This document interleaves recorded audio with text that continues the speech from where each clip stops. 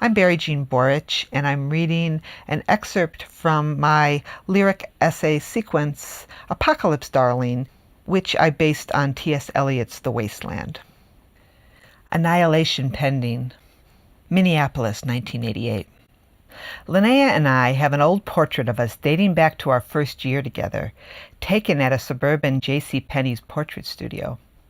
And as odd as it seems today to think of us going to a canned department store studio to have our picture taken by one of those photographers who specializes in dressing babies up in pirate or pumpkin or fuzzy bunny costumes, that we did such a thing in 1988 before the typical guy working the camera at Penney's was likely to have even seen lesbians on TV is even odder.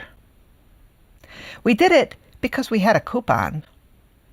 Because it seemed then, before anyone outside of gays had heard of gay marriage, slightly wicked to storm the Penney's portrait studio in search of a newlywed portrait. Because we were in love and wanted a picture.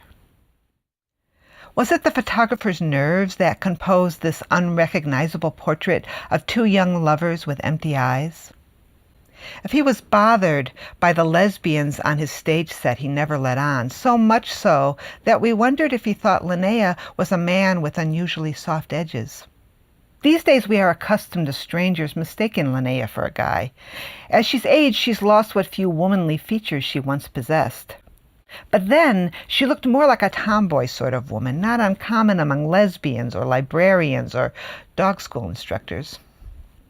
Perhaps we were too frightened then to be openly lesbian outside of the city limits, at a mall in this back room of Penney's, and so gave him nothing but blank postures to work with. Or perhaps the pictures are just what they look to be. Barrie and Linnea re-entering the old country they'd left behind, where too much is left unspoken, where the truth is not revealed, where the shiny gloss is mistaken for the real, where the annihilation might be pending, but that's okay, we don't notice.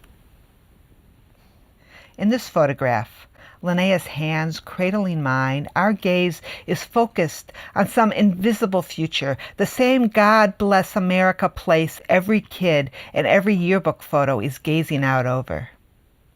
As if we were not in our bodies when the photo was taken, as if we were only our real bodies the way bodies in caskets resemble the long-lost beloved, but no longer are the people mourners once actually loved. I used to tell Linnea, let's take one of the Penney's portraits and paste it over a photo of a mushroom cloud. Let's add a dialogue bubble. Is that the apocalypse, dear, or are you just happy to see me? Minnesota Original is made possible by the State Arts and Cultural Heritage Fund and the citizens of Minnesota.